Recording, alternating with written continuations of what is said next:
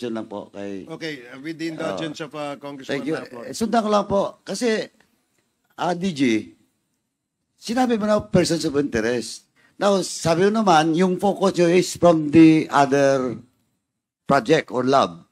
But still, kung pwede naman yun, the following day, because those 11 persons of interest with regards to drugs, di ba? DG, pulis ka Di ba? Yes, sir. Oh. Persons of interest yun. Tapos, nung pinakawala ng sandali po, pinakawala ng BID, okay lang kayo? Sige nga. Sir, what I mean with persons of interest, it's possible persons. Kaya nga, whatever. Whatever, because they are not yet, hindi nga pwede ikulong dun sa Yung sinabi mo, Davao City Police Office? Hindi. Wala pa naman silang kaso Tama yun sa BID. But, even the following day, the following week, dapat pinalo up nyo. Bakit biglang nawala? And did you file a case against the BID? Mr. Chair, meron kasi... Sandali po, ang question ko lang po, sagutin mo. Did you file a case against those BID people? Wala po, Mr. Chair. Why? Wala namang violation, Mr. Anong Chair. walang violation? Sabi mo na nga, they are subject of that operations. Persons of interest. Di ba? Oh, now, question. Ito, are they formally endorsed to BID? Did you? Mr. Chair, Sandali po, yes or no lang. hindi ko sir masagot na yes or no. Mr. Chair, Okay. Hindi, tanongin kita. Did you formally endorse them to the BID? Merong PIDEA doon nakasama. Sino ang PIDEA? Hindi ko na matandaan, Mr. Chair. Naknang. Yes, Pwede ba Mr. yun? Chair. That was 20 years ago, Mr. Chair. Eto, sinong BID doon, that time? Hindi ko rin matandaan na kung sino yung BID. Ay, may amnesia Mr. ka, Chair. DJ. Sandali po, patapusin muna ako. Hindi pwede, hindi mo matandaan. Kasi, yung Dumoy raid na yon, napakalaking raid yun. Tapos, tinol over nyo, hindi mo matandaan. Kaya tinanong ko kita, if you formally endorse those 11 Chinese, kasi po, may statement ng presidente din na pinagpapatay niya. DJ, You're telling me, maniwala ako dito na hindi mo matandaan? And you claim that those 11 are persons of interest, then suddenly, nirelease ng BID? Wala kayong ginawa? Pero bak, ang basic doon, police ka, ang basic doon, you should have investigated why the BID released those 11 persons of interest. Di ba? Police ka Subject nyo yun Kaya hindi mo ako mapaniwala. DG. Ewan ko sa mga members dito, kung maniwala na hindi mo alam kung ano nangyari doon. Di ba? Simpleng-simple lang po. Dineklara mo, persons of interest of 11. Nirelease ng BID. Ang reason mo is that you're busy on those other projects. The day after, a week after. Di ba? Hindi naman tayo dito. Hindi ako pulis, pero marunong din ako mag-imbestiga. At kung ako nandun, kung talagang tunay na tinatrabaho mong trabaho natin, hindi ko hayaan yun na makawala. Without doing deeper investigation that 11. Ngayon, yung reason mo, hindi mo matandaan. O BID. Nandito ba ang BID? Earlier, they were here, Your Honor. Mr. Chairman, can we direct the BID? Nandiyan naman po yung PETSA. Nung Dumoy raid, can we direct the BID? Who are those officials of the BID Mr. Chair. in Davao? Okay. Comsec, please coordinate with BID. Para magkaalaman. Baka mamaya, yung BID na yun. Okay. Congressman Acop, with the indulgence of Congressman Paduano.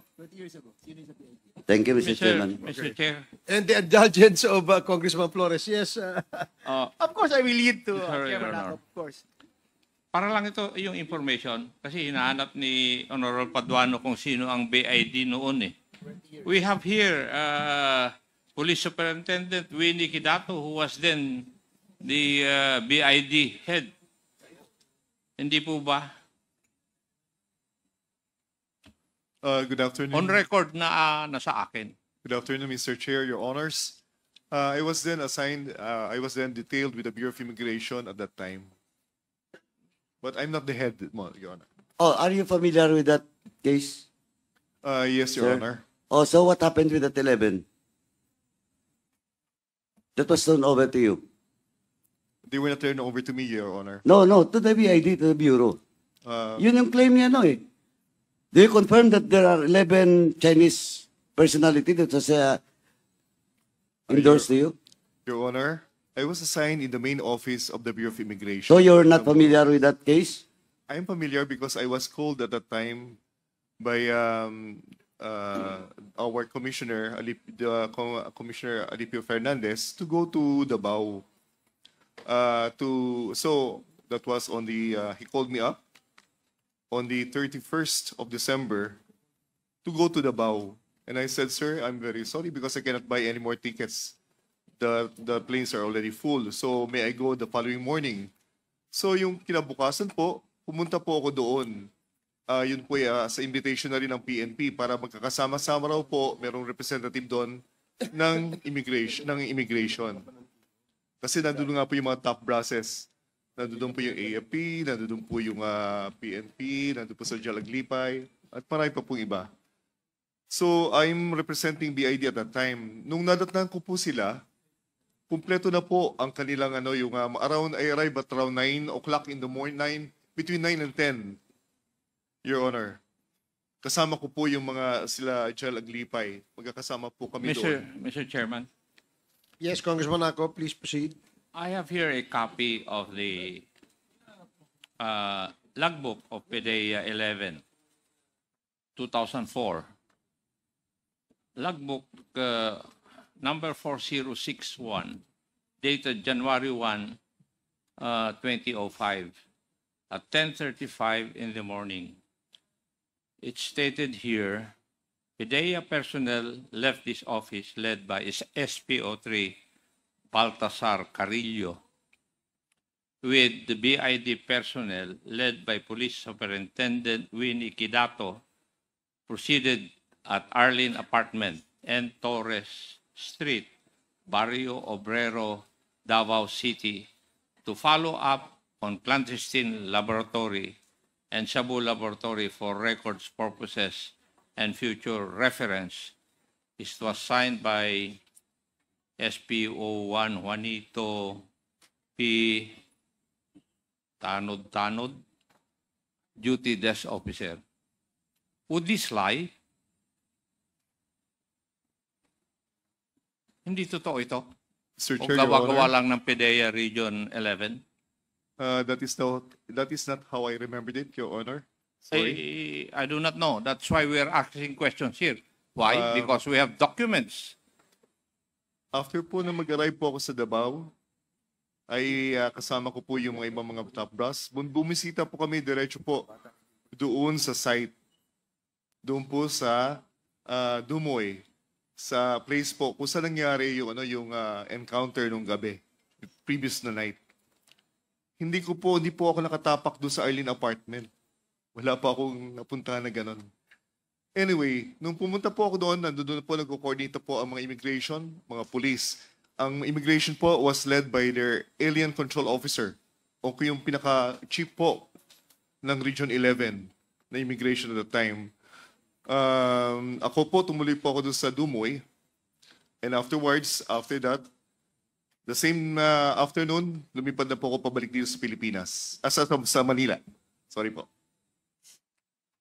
Sino yung immigration head nandun? Hindi ko na po maalala yung pangalan ng alien control officer, but that will be available, sir, sa office po ng ng immigration po, siguro, sir, sa admin. But you met also DG Wilkins on that. Isan, sir, nakita ba kayo? Yes, sir. Magkasama po kami doon sa airport. So alam mo yung 11. Alam mo yung case ng 11. Hindi ko po nakita. Why the BID National Office sent you in Davao? For what purpose? It was upon the invitation, sir, of General Aglipay, extended to our commissioner then at the time, Commissioner Alipio Fernandez, so that the BI can be on board on this project. So, ibig sabihin, prior to that operation, may invitation na sa inyo. The night, nung ano po, nung afternoon po, ng 31st ng December. Pero dumating ka, tapos na. Kinabukasan na po. January 1 na po yon. So, it is true na pumunta ka rin doon sa sa apartment. Hindi po ako nakatapak po doon. Maaring na-misconstrue lang kasi ako po yung from the main office, kaya sinabi ako nag-lead, pero actually, meron na po silang coordination doon na nangyayari eh. Kaya siguro nalagyan lang yung pangalan ko doon, sir. Sa local. Opo. Meron na po local coordinations na, sir. Pero hindi mo nakatandaan yung pangalan nung nasa local? Tingnan ko po, lalaki po siya, matanda na. I will try to remember his name, sir. If I will ask the immigration, sir, for his name. Lahat na lang ng mga personnel ng BID na involved doon sa operations na yun. Anyway, Mr. Chairman, we have already direct the COMSEC to coordinate with BID. COMSEC?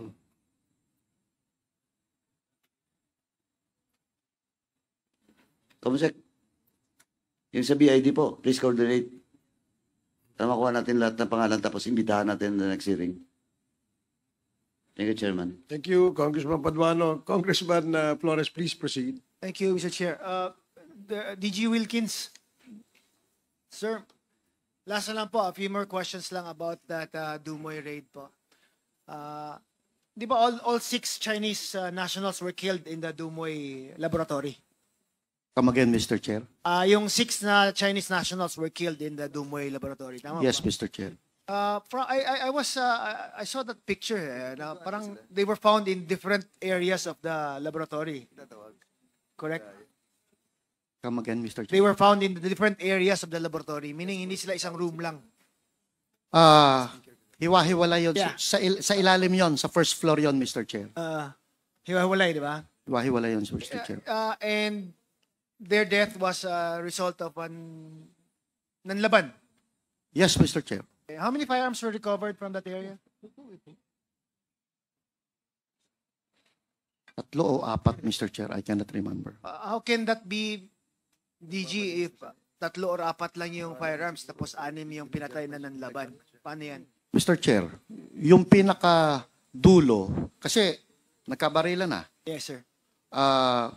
Pinakamahirap, Mr. Chair, yung magkabarilan sa loob ng clandestine laboratory dahil may hydrodegenator yon. Okay. Sasabog yon, Mr. Chair. Alright. So, after that, kinlear yung area. Yung isang AIDSOT, Mr. Chair, pumunta sa pinakadulo ng laboratory. HSOT is what? I'm sorry. AIDSOT is Anti-Illegal Drug Special Operations Task Force under Colonel Asierto. Okay. So, wala siyang body. Pumunta sa pinakadulo, Mr. Chair, kasi naandun yung pinaka parang lababo or something, drainage.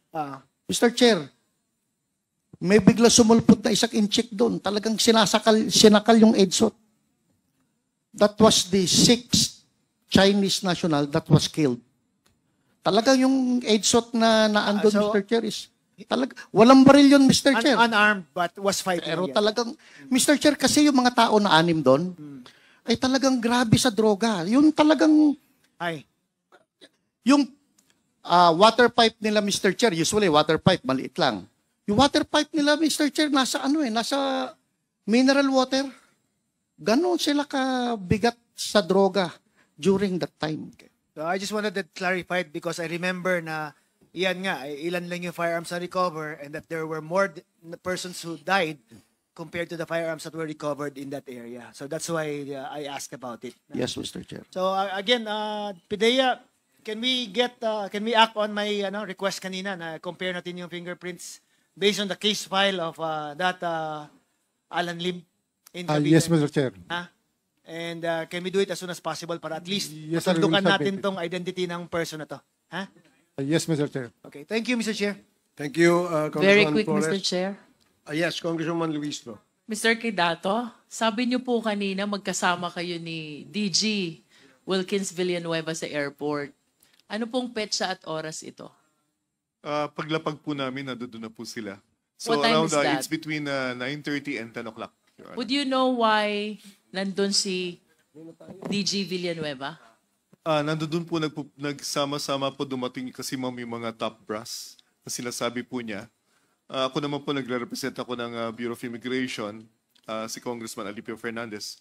So nandun din po kami. And afterwards, sabay-sabay po kami pumunta doon po sa Dumoy, doon po sa laboratory na kung saan nangyari noong previous night yung sinasabing parang enkwentro. Would you confirm kung ang dahilan kung bakit dumating itong top officials is because of the Dumoy Yes, ma'am. operation? Yes, That is ma'am. the reason. Yes, So I suppose as well, Mr. Quedato, that during that time, nagkaroon din po kayo ng briefing coming from DG Villanueva, being the one in charge of the operation. Tapos dumating po yung mga key officials. Tama po ba?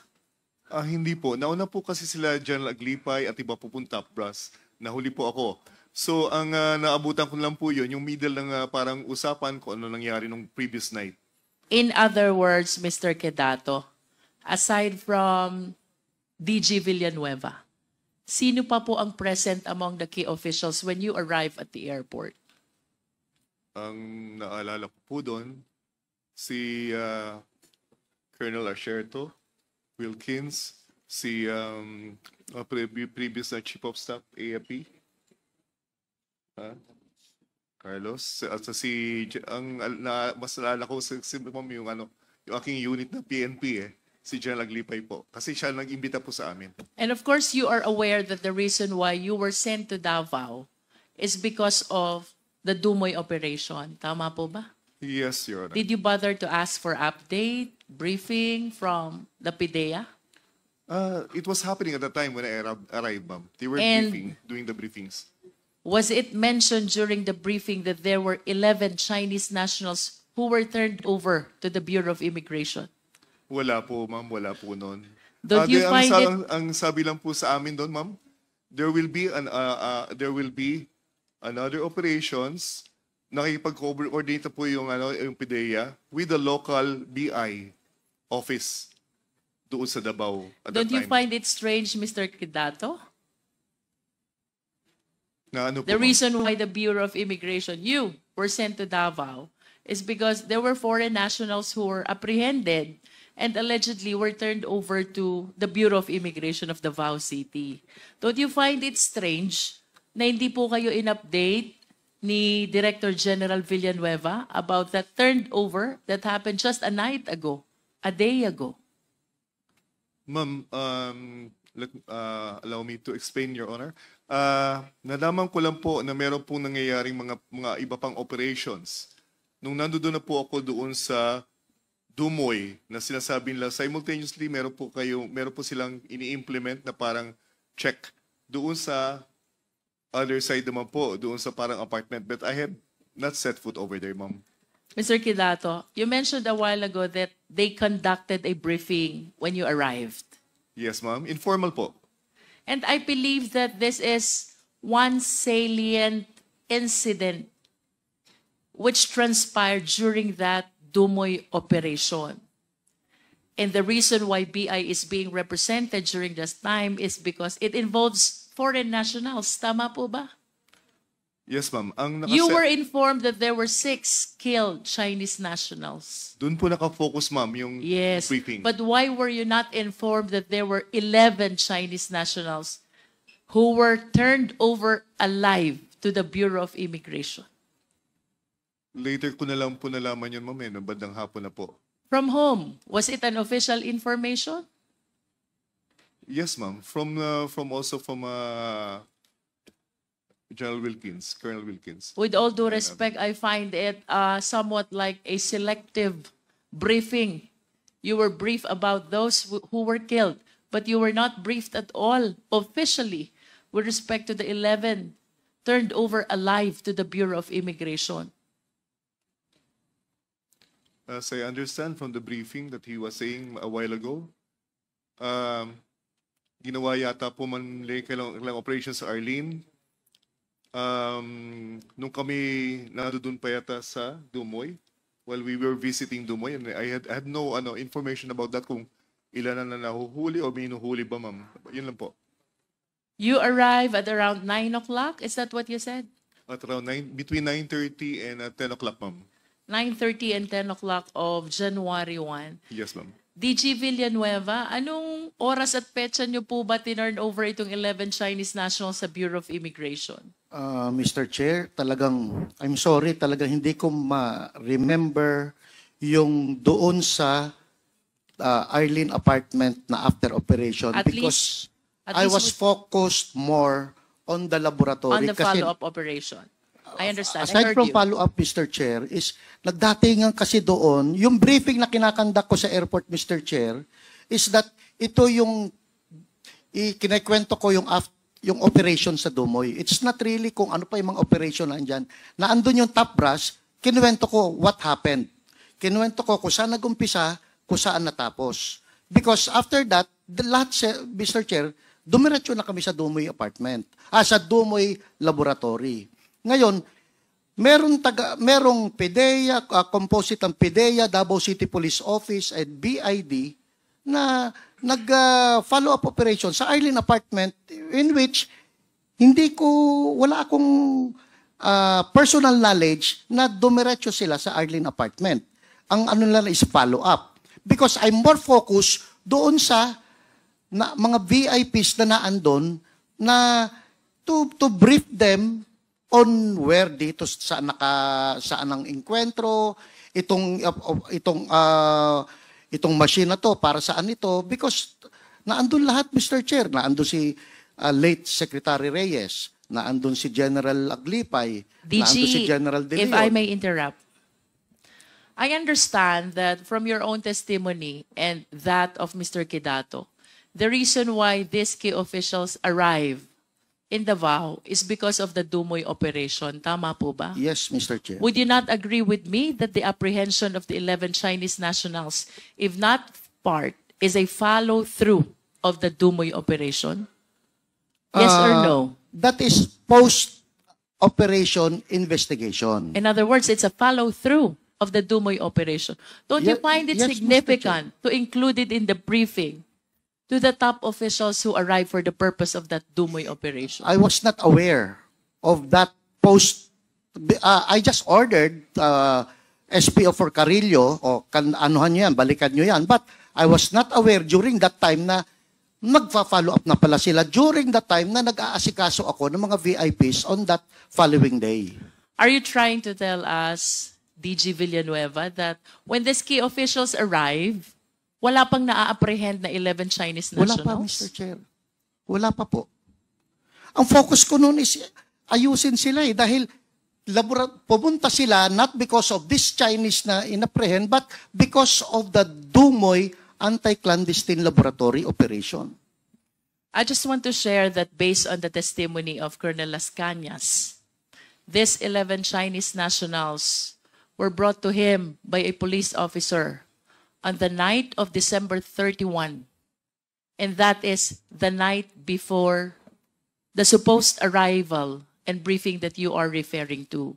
Well, I'm not preempting the truth, DG Villanueva. I am just trying to reconcile the facts that we are eliciting from this Quadcom hearing. Nevertheless, Mr. Chair, I just want to add to the request of the Honorable Kit Flores. I recall that during the previous hearings, Rose Nono Lin shared with us the Chinese passport of Alan Lim. So I wish to believe that in his previous so many travels, when going through the Bureau of Immigration, he's presenting and using these Chinese passports. And I believe that most of the passports, if not all, bear the thumbprint or thumb mark of the bearer of the passport. Since we have opted to go for forensic evidence as raised and recommended by the Honorable Flores, I respectfully move, Mr. Chair, that we solicit the help of the NBI to make the necessary examination of the thumb mark appearing in the police report during the Cavite operation of Alan Lim, vis-a-vis the thumb mark that is appearing in the Chinese passport, which I believe is in the records of the Bureau of Immigration already. So move, Mr. Chair. There's a motion to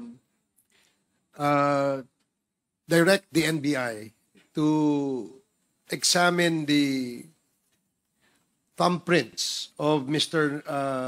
Alan Lim in order to determine whether Alan Lim and Mr. Lin Wei Xiong is one and the same person. Is that correct? So, any second? Second, Mr. Chair. Duly seconded. Any objections? Hearing none, the motion is carried. Comsec, please coordinate with the NBI. Mr. Chair, Congressman Flores. I'd just like to make some follow-up questions lang. Is Colonel Asherto with us po, Mr. Chair? Yes, Comsec, we have invited Colonel Asherto. Is he online? Mr. Chair, yes. Yes, he is online. But before that, let me acknowledge first the presence of our Deputy Speaker, Robbie Puno, and Congressman Ando Waminal. Please proceed.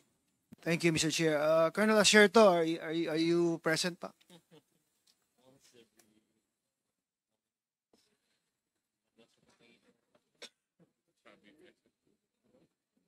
Is he, Comsec, is he online? Colonel Asherto, are you online? Before that, let me acknowledge also former Senator Antonio Trillanes, our invited resource person. So, Colonel Asherto, sige, with the indulgence of Congressman Keith, while waiting Ay, go ahead, for sir. the acknowledgement of Colonel Asherto, please proceed, Congressman Paduano. Thank you, Chairman. Just for the record, I'd just like to ask si Mr. Kidato. Sir, sabi mo kanina, January 1 ka na dumating at around Between 9:30 and 10 o'clock. 9:30 AM. AM. Yes, Your Honor. Okay, sige. Kasi, pag nakuha natin yung record, dalawang bagay lang yan. Hindi ka na-brief ng taga-BI or na-brief ka, hindi mo sinabing totoo o nakalimutan mo. But anyway, Mr. Chairman, may I move, Mr. Chairman, that we direct the PDEA to DG Lasso to submit the PDEA logbook with regards to the Dumoy, starting, kasi once siya dumating, starting December 31, 2004, 6 o'clock in the afternoon. Kasi yun yung critical na oras eh. And the following day, dumating daw si Mr. Kidato. So move, Mr. Chairman. And please submit it before the next hearing. Okay po. Yes, Mr. Chair. Thank you. May I ask you did you move for did you have a motion? Yes, Mr. Chairman, I move that the ANBI, the PDEA, through DG Lasso, should submit to this committee the PDEA logbook. Starting December 31, 2004 at 6 o'clock in the afternoon. PDEA, please comply with the request of Congressman Paduano. Thank you, Congressman Paduano. Please proceed, Congressman Flores. Thank you, Mr. Chair. Is Colonel Asherto already online? Colonel Asherto. While waiting for him, DG Wilkins, I'm sorry, the questions were, I know, 20 years ago, diba, the events, and I understand that there are difficulties in remembering the exact things that happened. But thank you for your answers kanina pa. I just wanted to let you know na I appreciate the answers pa. Thank you, Mr. Chair. So, Colonel Asherto, is he online? Comsec? Po.